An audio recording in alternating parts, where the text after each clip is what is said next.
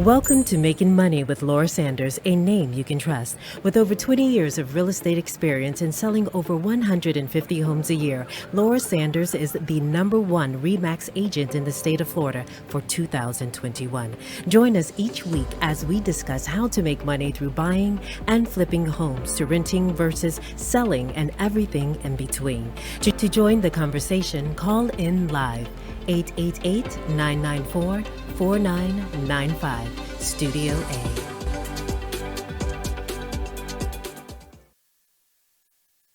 A. Money with Laura Sanders, and I am your host, Laura Sanders. Every week we talk about something that will help you make a little money, save a little money, or maybe just help you navigate this crazy little world that we live in. Today, we're going to talk about what has gone on since the election has happened. Is the market doing well? Is it doing crappy? And where does that leave us with mortgages? So today we have our awesome sponsor, Max Fisch, and we are going to talk about mortgages. And he is with Nationwide Mortgage, and he is top 1% in Florida for mortgage lenders, or brokers, I should say. Yeah. And for you, that means that really everybody's coming to you. Yeah, I mean, it's funny, and I'll just touch on this briefly, right? In our business, whether you're in the realtor side aspect of it, or you're in the loan side or title, whatever, I think the key is just your yes being yes and your no being no. Okay. I think that's really super important, because I tell people, you should want to hear no from me, right, as an agent, because if I'm telling you no, it means it can't be done, and I'm saving you a ton of time, right? And if I tell you yes, then it absolutely can be done. And I think that's I think you have a couple little extra little navigational ways to get that yes, right? Yeah, absolutely. It's just about being creative and being able to take a situation and honest. Yeah, absolutely. So back in my day, creative meant yeah, that totally different time. No, yes. No. So we're in an interesting market, right? Because we're in a market where I feel like prior to the election a few weeks ago, there was buyer confidence was like at an all-time low. For some reason, people just didn't. It was almost like analysis paralysis. Hey, I don't know what's going on. I'm doing too much research. I think this is what's going to happen. And I feel it's the same. Yeah. I don't think it's changed. No, and it hasn't at all. I think they're waiting still, like, well, what's going to happen? Well, what, you're going to wait till January till he gets... It hasn't at all. And it's something that I say all of the time on this show and in different conversations that I have. And that's just that the financial landscape of people's finances, the X's and O's, are at 20% actually math.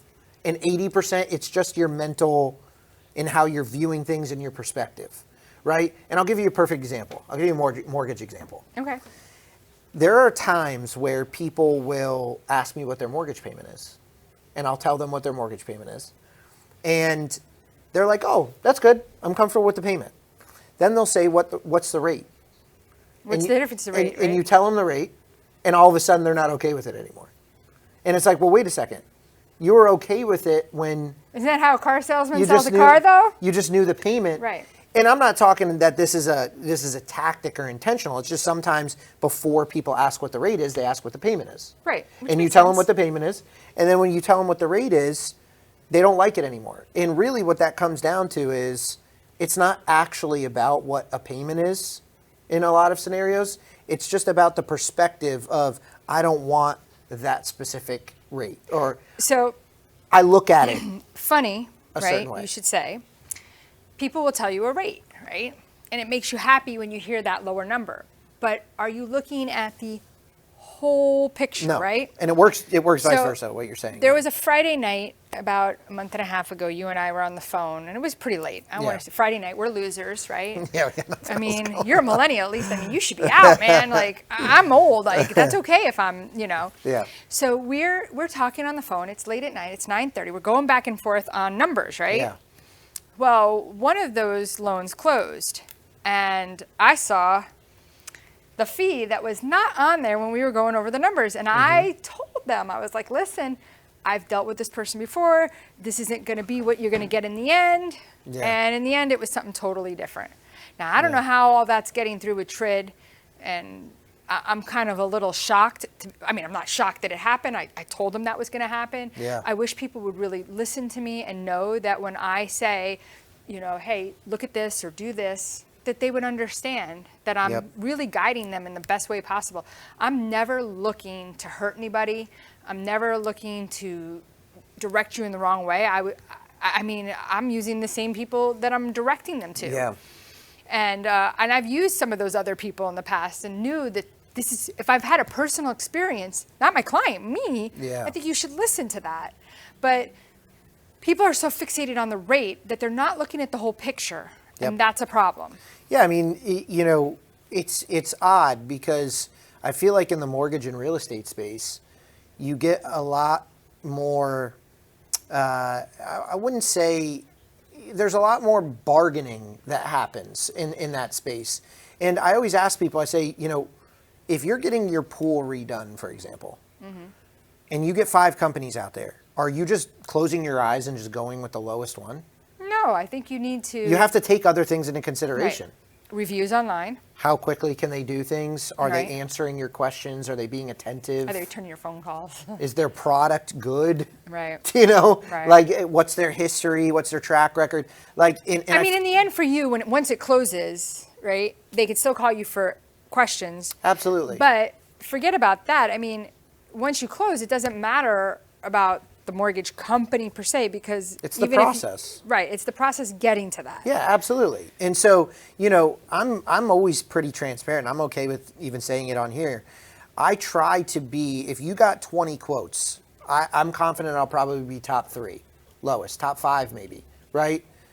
20 quotes, that's a lot of work. Oh my God, I want to take a nap for that. No, and some people do. But if you get That's top crazy. 5, I'll probably be somewhere in there. But I try to be the lowest that I can without sacrificing other aspects of my business. Right. Right? Efficiency, transparent communication, those types of things. And to run a company that is, Profitable, sufficient first of all, and too. profitable in those areas, you have to be able to find a healthy balance. Where I feel like that people right now, and I guess over time, have adopted this mindset of, hey, let's race to the bottom. Yeah. Let's race and see who can get to the absolute bottom, right? And I just feel like that is a mindset that gets people in trouble contractually. There's banks and title companies that don't meet contractual deadlines. There's hidden fees and costs. There's a lack of transparency, a lack of communication, and all of those things are valuable. And I just feel like, especially, talk about millennials, I feel like that concept and the value that all of those intangibles bring is being, year after year, less important. It's all about bottom line. It's not about handshake agreements anymore. It's not about... No, there's none of that Yeah, anymore. it's not about... Let me tell you something. I've had a week. I need therapy. Tell me. No. First of all, it's people telling me, I'm giving you my word. Mm-hmm. Their words mean nothing. Yeah. I commit to people. I take away from my family. I take away so much. And then it's like they say, oh, well, I'm going to do this. And then they don't. Sure. And it's just mind-boggling. Yeah. But we're going to go to commercial break, check out our sponsors, and when we come back, we're going to talk. What is the confidence of the buyers in today's market, and what does it look like? So stay tuned. We'll be right back. Whether you're buying, selling, refinancing, or building your dream home, you have a lot riding on your loan specialist. Max Fisch, a top 1% mortgage loan officer in the nation, will give you a same-day qualifying quote. Max Fisch is committed to providing his customers with mortgage services that exceed their expectations. Ensuring that you make the right choice for you and your family is his ultimate goal. Contact Max Fisch today at 954-729-6933 or max.fisch@nwmcorp.net. At JK Closing Attorneys, we do all of the same things that a title company does, but with the benefits of being a law office. We can help with residential real estate, short sales, commercial real estate, refinances, 1031 exchanges, and FRIPTA withholding. Contact JK Closing Attorneys today at 954-332-3111 Again, that is 954-332-3111. You have been watching Making Money with Laura. For more information, contact Laura Sanders at 954-650-0827 or visit her website at thelaurazell.com. And now back to the show. Hi everyone, welcome back to Making Money with Laura Sanders, and I am your host, Laura Sanders. We are talking about buyer confidence after the recent election, now that Trump is president, and he always seems to be that it's thought that he's good for real estate. So we're talking about buyer confidence. I personally think it's been a little quiet. Or maybe it's just the same. I don't know. I mean, it's really tough to know. I think our market over the past 2 years has been solely driven. I might be biased a little bit, but I think it's been solely driven by interest rates. Like the months where rates dip a little bit, there's activity. But and then how are you going to find a house? There's like I have to tell you, it feels like there's not a lot of good inventory out there. Yeah, I mean, Tons of condo. I think, and you would know better than me on this, so you can correct me if I'm wrong. But I think at this time of year, historically there's really not much. So right? maybe it is a good time to list your home right now. Yeah, right. Like, maybe I'm wrong. Maybe I always say, oh, you don't want to run days on the market. People are busy. They're doing things. I don't know what to say anymore. I'm kind of lost, even being that I've been doing this for a million years. Yeah. Isn't January one of the busiest listing months though? Yeah. So I always say, come the first week of January, like the 7th or something, right? People make New Year's resolutions. Like they're ready to make decisions. And here's what the other day, I had a family that I sold them a house back in, funny enough, 2000, I think it was 2012. And I went to the property appraisers to look up their address because their daughter had been in a serious accident. And I wanted to drop something off at the house. So I pulled up their name on the tax records and I looked at what they paid for their house. And I was like, that was like genius. I know. So the thing is that we have something that will never go away, inflation. Yeah. It will never, ever go away. And if you go back, like when I could buy, I don't know if you've ever seen these before, the little bubble gums with the wrappers with the jokes on them. Yeah, I know what you're talking about. Okay. Yeah. So it was 5 cents a piece. I think they're like probably 50 cents a piece if you could find them anywhere, right? I mean, if you were to buy a box of them and there's probably 10 in there, the box is probably $3.99, right? Yeah, I the mean, bazooka thing. So like if that's $3.99 for 10 in the box, that means that you're paying what, 39 cents a piece? It's insane. I mean, you can't go to now if you go to fast food, you're spending over $10 for a meal. More than that. Easily. Yeah. It's nuts. But the thing about it is that as it pertains to inflation in real estate, I feel like that there's a new baseline. Meaning like if it's almost like we restarted with a new foundation. Okay. And what I mean by that is it's not going to go back to what it was. No, and that's what I'm trying to say. Yeah, it's like, I'm agreeing with you. Buy today because in 10 years from now, you're going to be kicking yourself in the butt when you look and you say, I should have bought that house. Yep. There's a new bottom. There's really a new bottom. And I had this conversation with somebody last week, or one of these weeks, talking about like short sales. Yeah. 2005 was like it went crazy. 2007, 8, 9, and part of 10, people were short selling their properties. I get it if you couldn't afford your mortgage. I get that, right? Yep. But if you could afford it, and the ones that stuck with it, and I had clients that stuck with it, it became worth so much more and they made money. Mm-hmm. You have to live somewhere. You're going to pay rent. I think Florida is a different beast when it comes to this stuff. It used to be the cheapest place to live. People would talk about how cheap it was to come to Florida. It's because it was so undervalued, right? Like they didn't value the sun. Yeah, well, people didn't realize until COVID. I don't know why, but people were like, hey, wait a second. People in California, for example, I can go live here with similar perks, right? And be near the beach and be on the water and not have to worry about the snow and all of these things for half the cost. Yeah. I mean, and there's no state income tax. And there's no earthquakes. So it's like, why wouldn't I do that? And it almost took like, it took a national pandemic for people to like, it was almost like Florida was like undiscovered land. Right, but you could work from home where you couldn't before, and you were going into. Sure. So. Yeah, I mean, that changed the landscape a lot. But Florida in general is just a hub for business and a hub for, it's very business friendly, very real estate friendly. There's a lot of tax advantage. I mean, so there's just a lot of things that being in Florida kind of mask us from, because I do loans in other states, and in those states, I mean, back in 2012, you might see a house that was bought for $200,000 and now it's worth $280,000. 12 years later, So Where's this at? Just in different states, all over, different parts of Virginia, different parts Virginia. of I mean, it's freezing. of Indiana. Yeah, but I'm just saying it's funny because in Florida we look at it and we're like, wait, what's going on? But we're in like this bubble of like what's going on here. It's a beautiful bubble. Yeah, I know that nationally speaking, there are places that haven't, They're not seeing their potential. No. So we're going to have to go live there if we don't make enough money here. But things start to move up. I mean, we've already seen it. I'm sure that you've done transactions in Port St. Lucie area and Vero Beach. And it's picking up.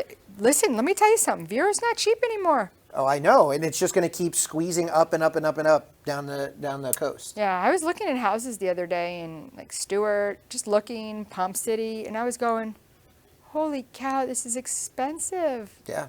I mean, people are starting to see, okay, I can buy a house cheaper and my mortgage payment is $800 a month less because insurance is an eighth of the cost. Insurance might be cheaper there, but the taxes are still staying the same. You got to get to like Orlando. Yeah, taxes are similar. Or go to Key West, but then insurance is going to make up for that taxes. Yeah. But yeah.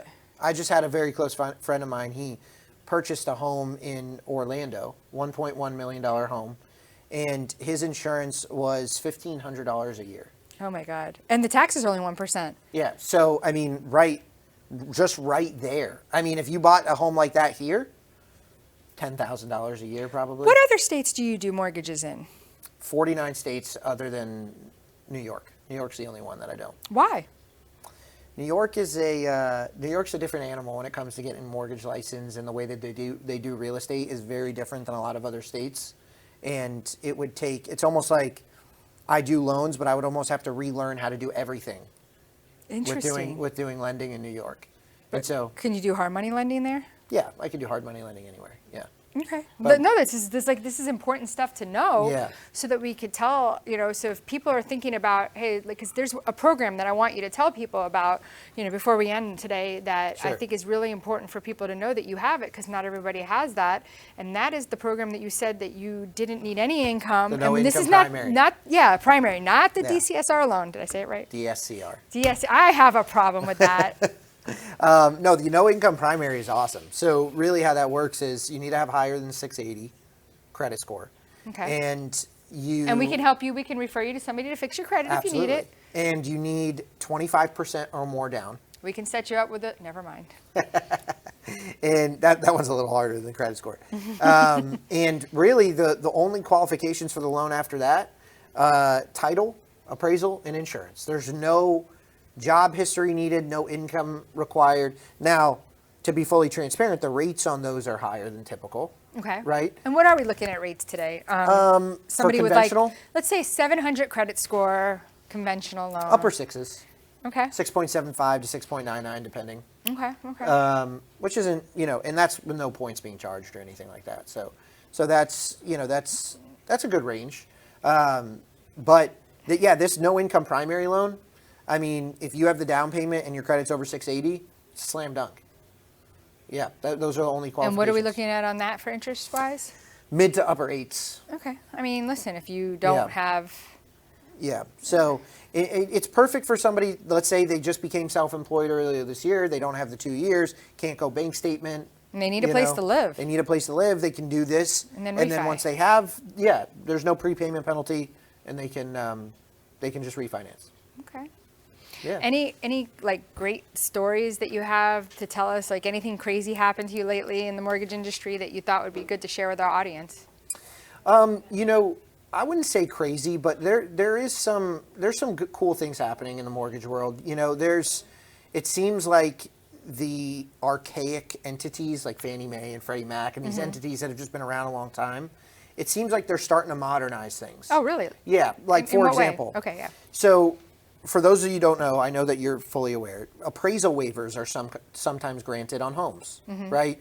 And prior, you could only get an appraisal waiver if you were putting 20% or more down. Oh, okay. Now it's 10% or more.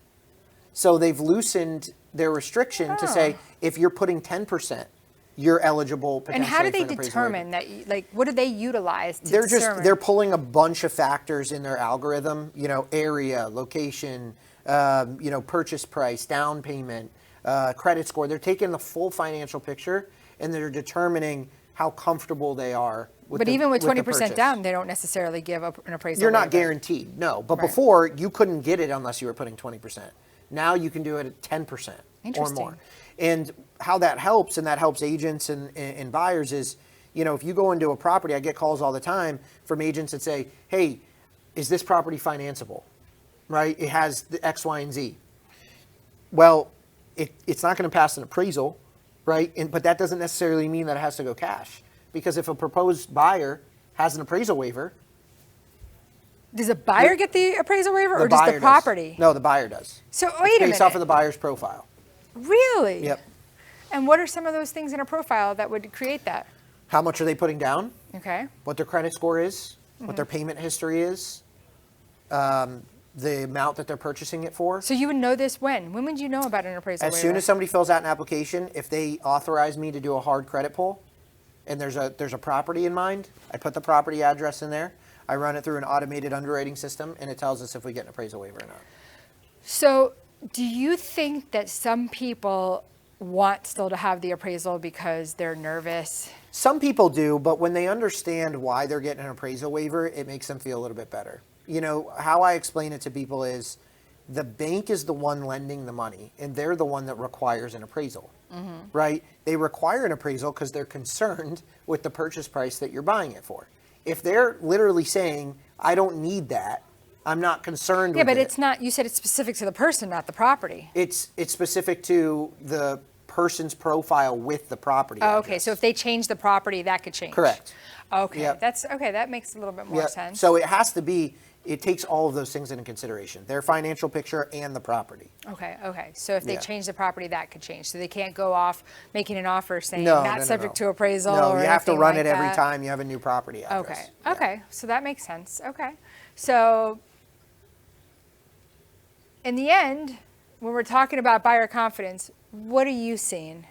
I'm seeing that post-election buyer confidence is high. I mean, to be honest with you, that's why rates have gone up a little bit, is because if you were paying attention after the election, the stock market Yeah. shot up. And that's because all of these businesses, all of these investors, they're very high on stock futures, Okay. right? And so that kind of correlates to the housing market and people saying, oh, now is when I'm ready to buy. Now is a good time to buy. There's going to be good things that are happening. And again, it's just all perspective and it's kind of all mental. Right. Yeah. Well, if you're thinking about buying or selling a home, definitely give me a call. Laura Sanders, RE/MAX Direct, 954-650-0827. Or you can look me up on my website at laurasell.com. And the best way to get a hold of you, Max, if you're thinking about buying. Yep, is my personal line, 954-729-6933. Call or text me anytime. And the good time to buy a property is anytime, as long as you can afford it. So till next week, thank you for listening to Making Money with Laura Sanders. Till next week, have a great night.